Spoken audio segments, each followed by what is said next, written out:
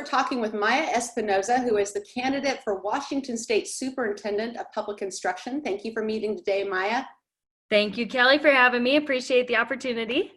Let's get right to it. What does the Office of Superintendent of Public Instruction do, and what's motivating you to run for this office? Yeah, the very important first question. So the Office of the Superintendent of Public Instruction runs all of the schools in Washington, basically on an administrative level. So they're the person at the executive level of our government that manages our state schools. And those are all public schools. Charter schools are included in that. So they work with the State Board of Education on curriculum. And of course, they work with the local school districts, or they're supposed to, on making sure that districts are complying with state standards and have the resources that they need. What are your qualifications and work experience for this particular position? Yeah, so I've been a teacher. I taught K through 8 music. So I saw 100 kids in one day and got to really see the range of kids and certainly get an appreciation for the teaching profession. I'm a parent with 2 kids in school myself, one in elementary school, one in middle school. And so very much have been involved in my kids' education and certainly got a little bit more in tune when I became a teacher. I'm currently pursuing my master's in curriculum and instruction as well. When I became a little bit more interested in education and taking it more seriously, decided to pursue that, and I'll be done in just a couple of months here, God willing. So I think that that'll help us to be able to reimagine curriculum and public schools in Washington. I hope we get a chance to talk about that a little bit later. Have a lot of ideas. But so those are a couple of my skills. Outside of that, I kind of consider myself a momtrepreneur. So, you know, kids and family come first, but I'm a business owner as well. I own a few different businesses, one of them being an education-based nonprofit, and that's called the Center for Latino Leadership. We teach civics, we network with Latino leaders across the state. And so education's always been very important to me. And so, you know, very excited to be taking this on. And as a mom, as a teacher with an educational background, I think I have the skills to be able to do this job. You mentioned how being a parent is very important to you. Parents for Safe Schools just recently gathered 266,000 signatures to repeal the comprehensive sex education law that was passed just this last year. Can you share your stand on that particular piece of legislation? Absolutely. And you know, the Referendum 90 works to repeal Senate Bill 5395. And this bill is precisely why I finally made the leap of faith to jump into this race and run for this office. The current superintendent proposed this bill. It was an agency request bill, one of those that, you know, essentially is supposed to be necessary to keep the agency functioning well. And so, you know, the superintendent said that this is the top priority of his administration, and it's comprehensive sexual education mandated statewide. We don't do this for any other subjects. And this used to be a local control option. So, you know, a lot of parents, myself included, were very concerned about actually the curriculum content of this bill, or of the curriculum that qualifies for this bill.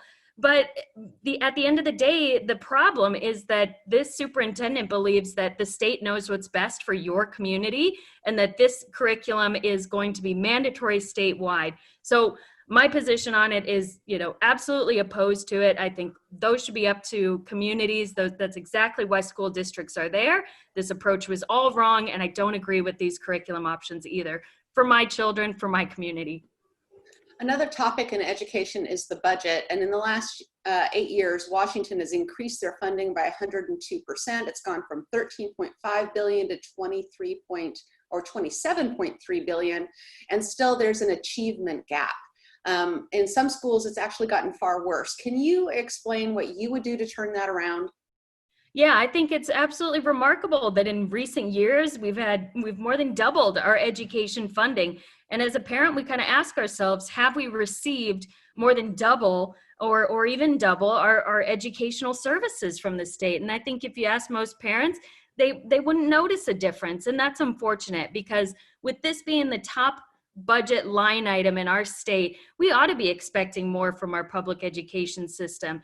And the opportunity gap, as you mentioned, is evidence of that problem and evidence that the extra money isn't working. You know, it's easy to say the problem with our school system or the problem with our schools is they just need more money. Well, in this case, we've given a significant amount of more funds, and the data just shows that nothing is improving as a result of that. As you mentioned too, in some cases, getting worse. You know, those kids that are doing well in school and have some of the resources that they need may be doing better, and the kids that are at risk of not succeeding in school are doing worse. And that's exactly what the opportunity gap is, just to provide a little bit of context. To answer your question about what I would do with that money or to be able to address the opportunity gap is I think we allow for more school choice among parents and among students. So I think this is, when I say school choice, I think it has multiple meanings. For parents, it means being able to send your child to the school of choice. But for students, I think we offer them more choice by offering them more options in school. I don't think that the traditional model is going to work anymore. You know, having studied education models around the world has been adapting, and in our system in America, set up during the industrial era, we really haven't done a whole lot to change that model. We have a very different economy now. We're going to have a different one in the future, and I don't think that our schools are preparing our kids for that. And of course, there's evidence to that fact. They're not prepared to go to college, they're not prepared to enter a career, and they're not even, quite honestly, prepared with essential life skills, as I call it, you know, being able to balance a checkbook, manage your personal finances, run a household. We don't teach these things in all of our schools. So I think allowing kids to have some of those school choices will get them more invested in their own education, but provide them with the opportunities they need to be able to succeed in whatever school they are across our state. You mentioned school choices. In the aftermath of COVID-19, are you in favor of expanded access to homeschooling, online education, and charter schools? Yeah, absolutely. We have to respect parent choice. And I think as a state, we need to be putting the resources behind those choices. And quite honestly, post-COVID, I think parents are going to be demanding it.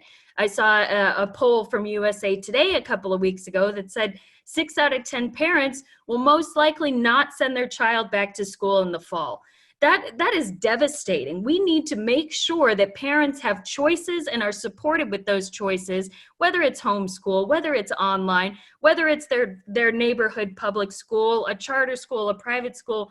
We need to make sure to support parents in those choices, because parents have their child's best interest at heart every time.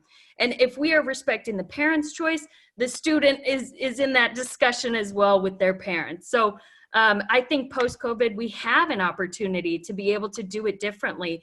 There have been some restrictions kind of in the past, or obstacles, I would say, but now, given this new context, new climate, we have to reimagine our education system in this state. And if we don't, we're going to be left with a huge hole in our public schools, in terms of services and numbers of students that they serve. Speaking of coronavirus, OSPI says that when they reopen schools, they're going to require students that wear face masks and stand 6 feet apart, and they may not even allow cafeterias to operate. How realistic are some of these plans really when we look at reopening our schools?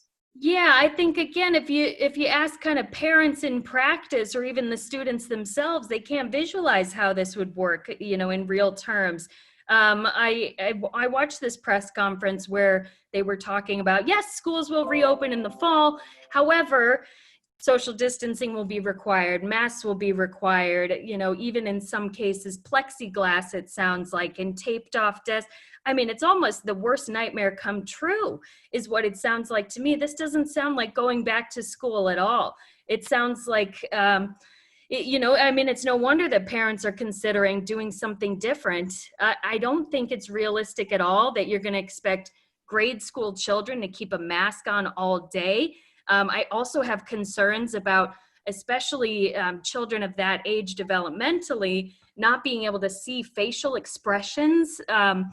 You know, I'm really concerned about trying to fit this together when we don't have all of the, you know, facts that we need for the fall. But then we're also not listening to parents. I know that, you know, this large work group convened to come up with these recommendations, and as I understand it, something like 168 different individuals. And from the list that I saw, they're all special interest. And, you know, some of them may happen to be parents or may happen to, you know, be a student of a special interest group, but this is not this does not reflect the sentiment of parents or the concern of those families looking to send their kids to school next fall. So I have deep concerns about this plan. It sounds kind of like we're fitting with all of, you know, the requirements and making it work, but in practice, I don't see how it works. And when you say the plan, you're referring to the plan that the current Washington State Superintendent released today, 55 pages. And he said his #1 commitment was the support of educational justice. Do you have any comments about that or his other plans for the coming school year? Yeah, I thought it was very interesting again in this press conference today. You know, he was talking about politics first and foremost. And I think that's very reflective of the type of office that he runs and the type of politician that he is. This office rather is nonpartisan, but every time we hear this guy speak or we see the bills that he puts forward, they're very partisan. They're very, you know, in this case, it's, you know, virtue signaling on some of these things. He says all of these, you know, kind of buzzwords of the day, but you know, as a student that fell into that opportunity gap myself, these mean nothing to me. They mean nothing to my family. Educational justice sounds like something that everybody should care about, but that's exactly what it is just a buzzword and a talking point. As a parent, we're concerned about our kids and how our kids are going to be able to succeed. Absolutely, we're concerned about our community as a whole, but this press conference and this office is about education of our students. And I think using terms like that is just a way to say, you know, it's a virtue, say, you know, for lack of a better explanation, it's just a way to say, look, I'm with you people, you know, don't get mad at me. And I think that's misguided and misdirected. That's not what this office is for. That's not why we're here. And that's not what parents want to hear right now. We're very concerned that our kids are falling behind, and educational justice means nothing tangible to our kids. Absolutely, we can talk about the opportunity gap and kids not succeeding and other kids succeeding. But educational justice is a broad brushstroke to sweep everything under the rug. In closing, Maia, can you explain how people could help support your campaign? Absolutely, Kelly. And thank you again for having me on today. For those that are interested in learning more or talking more, we can be reached through maiaforus.com. That's MAIAFORUS.com.